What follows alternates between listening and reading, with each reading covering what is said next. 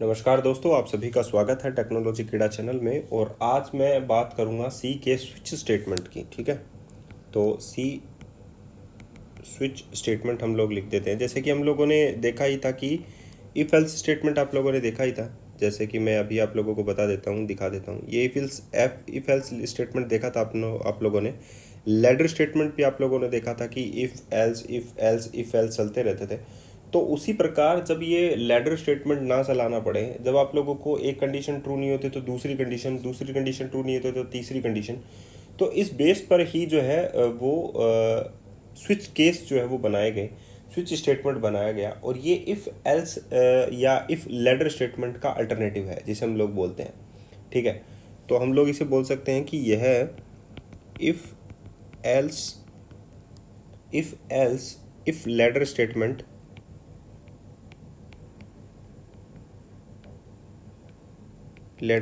का अल्टरनेटिव है।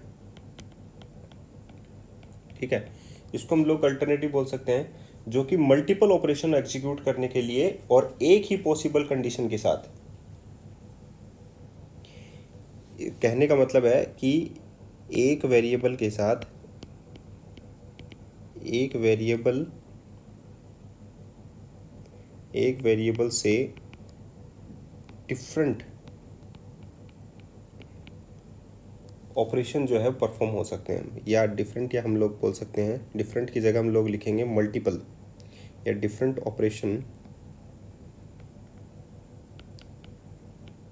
परफॉर्म किए जाते हैं। इसकी जो खास बात है स्विच स्टेटमेंट की, वो ध्यान में रखना ज़रूरी है। यह है कि ध्यान में रखिए कि यह इफ़ लेडर स्टेटमेंट जो हम लोग मल्टीपल लिखते हैं, उससे बचने का तरीका है कि हम लोग डिफरेंट ऑपरेशन तो हम लोगों को परफॉर्म करने ही है, तो हम लोग स्विच जो है स्टेटमेंट का यूज़ कर लें। हम लोग इसमें मल्टीपल केस जो है वो डिफाइन करते हैं। हम सी स्विच स्टेटमेंट में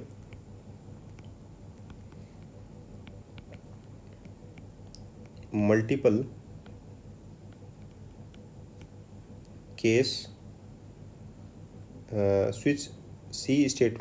सी स्विच स्टेटमेंट के अंदर मल्टीपल केस बनाए जाते हैं। एक वेरिएबल वैल्यू पर, एक ही वेरिएबल वैल्यू पर। इतनी बात आप लोगों को समझ में आ गई। तो हम लोग यहाँ पर ये चीज़ कैसे करें वो देखना। मैंने ये लिखा सिंटैक्स, इसका हम लोग सिंटैक्स देख लेते हैं, आप लोगों को ज़्यादा क्लियर समझ में आ जाएगा। जैसे कि मैंने लिखा स्विच, और यहाँ पर मैंने लिखा एक्सप्रेशन। इन दोनों में आप लोगों को सोचने वाली जो है, समझने वाली बात क्या है। यहाँ पर मैंने लिखा केस, और ये वैल्यू 1 लिखा। यहाँ पर आप लोगों का कोड जो लिखना, आप लोगों को कोड भी एग्जीक्यूटेड जो होगा वो आप लोगों का एग्जीक्यूट हो जाएगा। इसके बाद में ये ब्रेक स्टेटमेंट हम लोग लगाते हैं। ब्रेक जो है वो एक प्रकार का ऑप्शनल होता है। ठीक है, हम लोग लगाएं तो लगाएं, नहीं लगाएं तो नहीं लगाएं। ये हम लोग इसको क्या बोल सकते हैं, यह ऑप्शनल है। यह ऑप्शनल है, प्रोग्रामर पर डिपेंड करता है, प्रोग्रामर पर डिपेंड करता है। ठीक है, तो इतनी बात आप लोगों को समझ में आ गई कि भाई ब्रेक जो है वो हम लोग लगा भी सकते हैं और नहीं भी लगा सकते। यहाँ पर इसी प्रकार केस आ जाएंगे, value 2, code to be executed. ठीक है, यहाँ पे लग जाएगा ब्रेक, ऑप्शन है, ये भी ऑप्शनल है। ठीक है, और ऐसी इसी प्रकार आप लोगों के जो है केसेस चलते रहेंगे। एक लास्ट में आता है डिफ़ॉल्ट। ठीक है, और यहाँ पर आ जाएगा आप लोगों का code to be executed.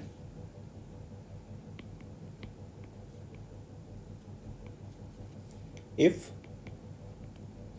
all cases are not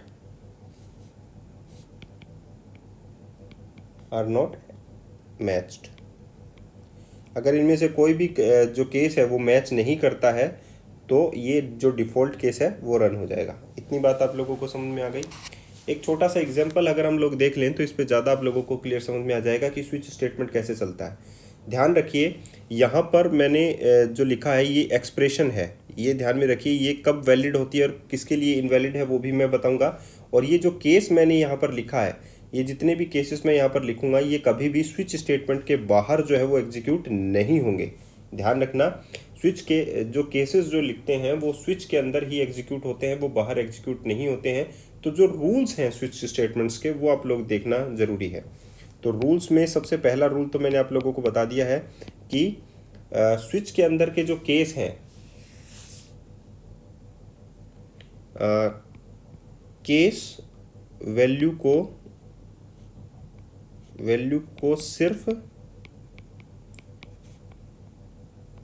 switch के अंदर ही इस्तेमाल किया जा सकता है।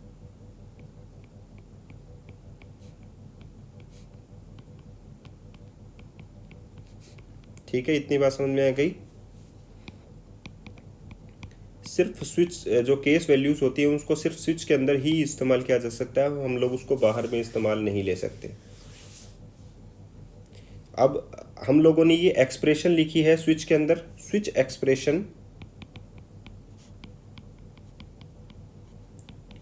एक्सप्रेशन जो है वो इंटीजर और करैक्टर हो सकती है, इंटीजर और करैक्टर हो सकती है।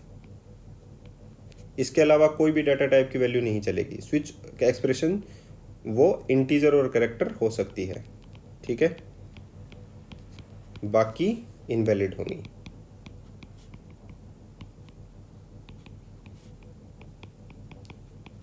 तीसरी जो बात है वो है कि केस वैल्यू जो होगी इंटीजर और करैक्टर हो सकती है। सेम ऐसे ही केस वैल्यू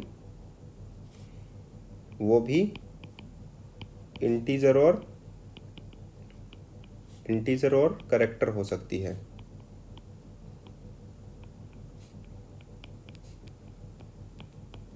इतनी बात आप लोगों को समझ में आ गई। और नंबर 4 है ब्रेक जो है, ब्रेक स्टेटमेंट ऑप्शनल होते हैं यदि ब्रेक नहीं लगाया जाए, ब्रेक स्टेटमेंट का इस्तेमाल नहीं किया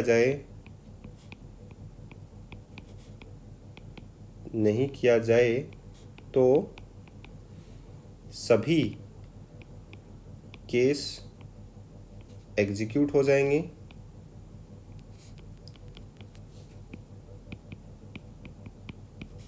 जिसे फॉल थ्रू कहा जाता है। क्या कहा जाता है जिसे? Fall through.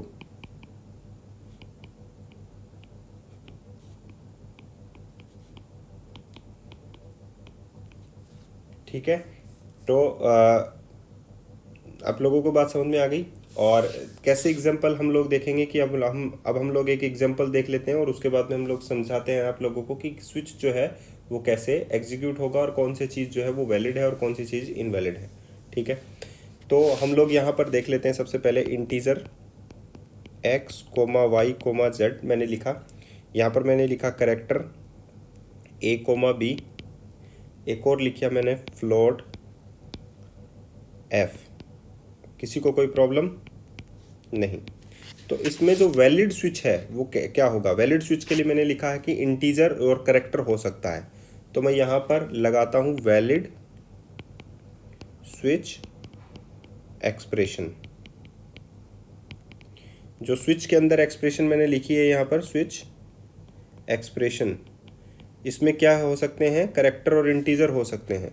ठीक है, तो वैलिड स्विच एक्सप्रेशन मैंने लिखा है यहाँ पर। अगर मैं यहाँ पर लिखता हूँ SWIT स्विच x, अगर मैंने x लिखा है तो x जो है वो इंटीजर है तो ये वैलिड होगा। ठीक है, अगर मैंने ये भी लिखा switch x is greater than y तो ये भी वैलिड होगा। अगर मैंने ये लिखा switch a plus b plus 2 तो ये भी वैलिड होगा क्योंकि करैक्टर है। मैंने अगर ये लिखा switch function X comma Y comma Z, अगर ये लिखा तो भी वैलिड है क्योंकि ये क्या है, ये तीनों ही इंटीजर हैं, ठीक है। अगर मैंने ये लिखा तो ठीक है, तो ये वैलिड स्विच एक्सप्रेशन हो गई। अगर मैं इनवैलिड की बात करता हूं तो इनवैलिड एक्सप्रेशन क्या होगी, इनवैलिड होगी अगर मैंने ये लिखा स्विच फ्लोट, गलत हो गया। स्विच अगर मैंने लिखा तो जैसे कि मैंने y + 2.3 लिख दिया तो ये भी गलत हो गया क्योंकि फ्लोटिंग वैल्यू आ गई आप लोगों के पास। अगर हम लोग वैलिड केस की बात करें तो वैलिड केस में क्या होगा, केस 3 अगर मैंने लिखा केस 3 तो ये इंटीजर टाइप है, एग्जीक्यूट हो जाएगा, सही है। अगर मैंने लिखा केस करेक्टर तो ये भी सही है क्योंकि करेक्टर भी हो सकता है। मैंने लिखा केस 1 + 2, ये दोनों ही इंटीजर, ये भी हो सकता है। मैंने लिखा केस x लोअर y से छोटा है तो ये भी हो सकता है क्योंकि ये भी करेक्टर है। अब हम बात करते हैं इनवैलिड केस की। इनवैलिड केस में क्या हो सकता है, केस मैंने लिखा केस 2.5 गलत हो गया, ठीक है, ये दोनों भी गलत हैं। अगर मैंने ये लिखा तो केस, ठीक है, x, तो ये भी गलत हो गया क्योंकि ये जो है इन्वर्टेड कोमा में आएगा। x जो है आप लोगों की वैल्यू जो है वो इन्वर्टेड कोमा में आएगी, ठीक है। मैंने ये लिखा केस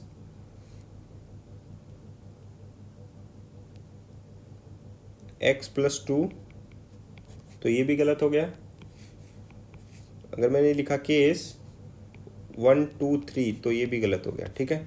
तो ये दोनों ही जो है वो गलत हैं क्योंकि x जो है हम लोगों ने इंटीजर ज़रूर लिया है, लेकिन हम लोग यहाँ पर x जो है वो एक्सप्रेशन के अंदर काम में ले सकते हैं, वेरिएबल जो वैल्यू है वो काम में ले सकते हैं, लेकिन यहाँ पर हम लोग जो है डायरेक्टली वैल्यू काम में लेंगे, ठीक है। तो ये इनवैलिड केस हो गए आप लोगों के पास, ठीक है। डायरेक्ट हम लोग लिख सकते हैं कि उसकी वैल्यू क्या होगी। करेक्टर लिखना है तो डायरेक्ट करेक्टर हम लोग लिख सकते हैं कि क्या वैल्यू होगी, ठीक है। 0 ही आना है, ट्रू या फॉल्स है इसका आउटपुट जो वो 0 ही आना है। इतनी बात समझ में आ गई। तो ये तो हो गई केस के कौन से इनवैलिड और कौन से वैलिड केस हैं। हम लोग एक एग्जांपल ले लेते हैं ताकि आप लोगों को क्लियरली जो है वो समझ में आ सके।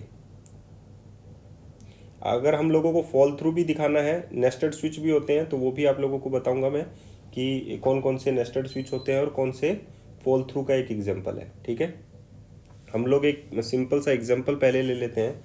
जैसे कि मैंने लिया हैश इंक्लूड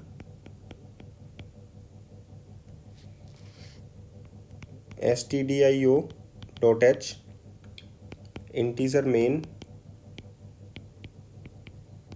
ये लिखा। मैंने लिखा integer a print F enter number,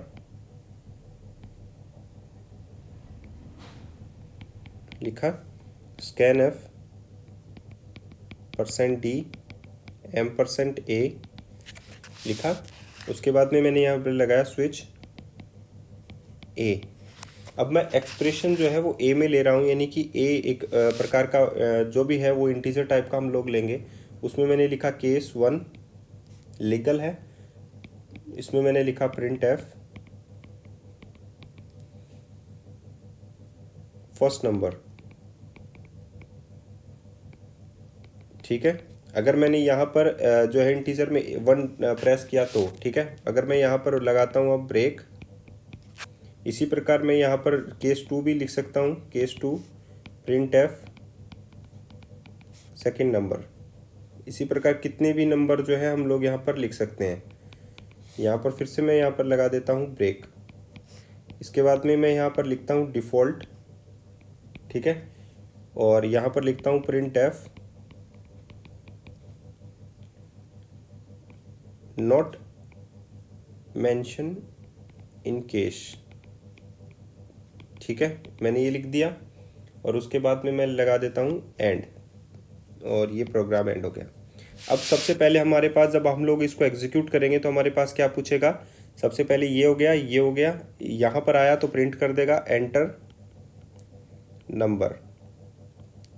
उसके बाद में यहाँ पर आएगा स्कैनफ। स्कैनफ का मतलब होता है कंप्यूटर से रीड करना, और हम लोगों से नंबर मांगेगा। हम लोगों ने दिया इसे 3, ठीक है, कीबोर्ड से एंटर करते ये 3, ये 3 किस में चला जाएगा, ए में।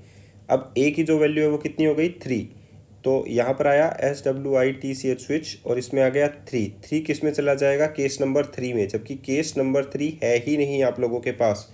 अगर नहीं है तो डिफ़ॉल्ट जो होगा वो रन हो जाएगा। तो आंसर में क्या जाएगा आप लोगों के पास, अब नॉट मेंशन इन केस आ गया। अब दोबारा से इसको रन करते हैं हम लोग, तो आउटपुट दोबारा से हम लोग चेक करते हैं। सबसे पहले आप लोगों से पूछेगा एंटर नंबर। अब आप लोगों ने सपोज नंबर दे दिया इस बार 2, तो यहाँ पर आया स्विच 2। अब नंबर 2 वाला जो केस है वो रन हो जाएगा, ये वाला, और आंसर में क्या जाएगा आप लोगों के पास, सेकंड नंबर। आई होप आप लोगों को समझ में आ गया होगा। अब हम लोग जो है फॉल थ्रू यहाँ पर चेक करते हैं। क्या चेक करते हैं, फॉल थ्रू। तो मैं इसको हटा देता हूँ यहाँ से।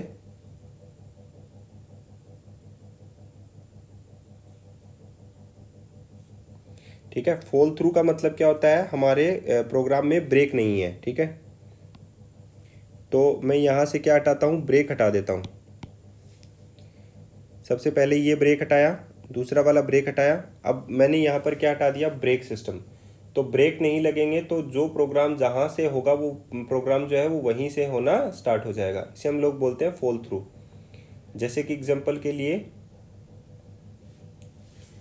नंबर सबसे पहले हम लोगों से क्या पूछेगा, ये जैसे मैंने दोनों के ब्रेक हटा दिए हैं। सबसे पहले पूछेगा एंटर नंबर। अब मैंने इसमें नंबर दबाया 2, तो ये केस 1 को तो एग्जीक्यूट नहीं करेगा, लेकिन केस 2 को एग्जीक्यूट कर देगा, क्योंकि नंबर 2 है, केस मिल गया है उसको। तो आंसर में क्या आ जाएगा, सेकंड नंबर। और केस इसके बाद में है ही नहीं, डायरेक्ट डिफॉल्ट है, तो डिफॉल्ट वाला भी रन हो जाएगा, not mention in case. Understood. अब सपोज मैंने यहाँ पर 1 दबाया होता, यानी 1 प्रेस किया होता, एंटर किया होता 1, तो ये फर्स्ट से स्टार्ट होता, आंसर आता फर्स्ट नंबर। ब्रेक तो है ही नहीं कहीं, तो second number, not mention in case. ये तीनों के तीनों आ जाते, क्योंकि यहाँ से स्टार्ट होता, ये भी आ जाता, ये भी आ जाता। इसे हम लोग बोलते हैं फॉल थ्रू। ठीक है, तो आई होप आप लोगों को समझ में आ गया होगा। हर चीज़ें जो है वो क्लियरली आप लोगों को दिखाई दे रही हैं और समझाई जा रही हैं। ऐसे ही नेस्टेड इफ भी होता है, नेस्टेड स्विच भी होता है। नेस्टेड स्विच का मतलब होता है स्विच के अंदर स्विच। तो ये भी आसान से सीखा जा सकता है। जैसे कि मैंने यहाँ पर जो केस 2 है, सपोज इसमें यहाँ पर मैं दोबारा से क्या लगा दूँ, स्विच लगा दूँ, लगाया जा सकता है स्विच, क्योंकि ये भी एक तो एक स्टेटमेंट ही तो है। यहाँ पर मैं एक और नंबर ले लेता हूँ। सपोज मैंने यहाँ पर नंबर लिया, यहाँ पर मैं सेमीकोलन लगा देता हूँ, इंटीजर i = 3, और यहाँ पर मैं ले लेता हूँ i। ठीक है, तो उसकी वैल्यू 3 है, तो यहाँ पर मैं लिख दूंगा केस 3, और ये प्रिंट कर सकता हूँ केस 4, ये प्रिंट कर सकता हूँ। तो इसी प्रकार ये स्विच भी चल जाएगा। तो ये नेस्टेड स्विच की एक पहचान होती है। आप लोग नेस्टेड स्विच का भी इस्तेमाल कर सकते हैं। तो आई होप आप लोगों को समझ में आया होगा स्विच कैसे स्टार्ट करते हैं, कैसे ख़त्म करते हैं, और कौन से वैलिड केस होते हैं। ये वैलिड स्विच एक्सप्रेशन है, इंटीजर और करेक्टर चलेगा, लेकिन वैलिड केस में भी इंटीजर करेक्टर चलेगा, लेकिन फ्लोटिंग वैल्यू नहीं चलेगी। तो ये इनवैलिड केस हो गया आप लोगों के पास। केस एक्स जो है, एक्स का मतलब क्या हो गया, एक्स का मतलब हो गया वेरिएबल वैल्यू। तो इंटीजर की है, लेकिन केस क्या है, इंटीजर नहीं है यहाँ पर। ठीक है, ये भी इंटीजर नहीं होगा, एक्स की वैल्यू नहीं पता है, तो ये भी जो है वो केस नहीं होगा। इनवैलिड जो एक्सप्रेशन है वो क्या, कौन सी होगी, ये वाली। ठीक है, आप लोगों को समझ में आ गया सारी चीज़ें। तो आई होप आप लोगों को ये भी समझ में आ गया कि इसके 4 रूल होते हैं। केस वैल्यू को सिर्फ स्विच के अंदर ही इस्तेमाल कर सकते हैं।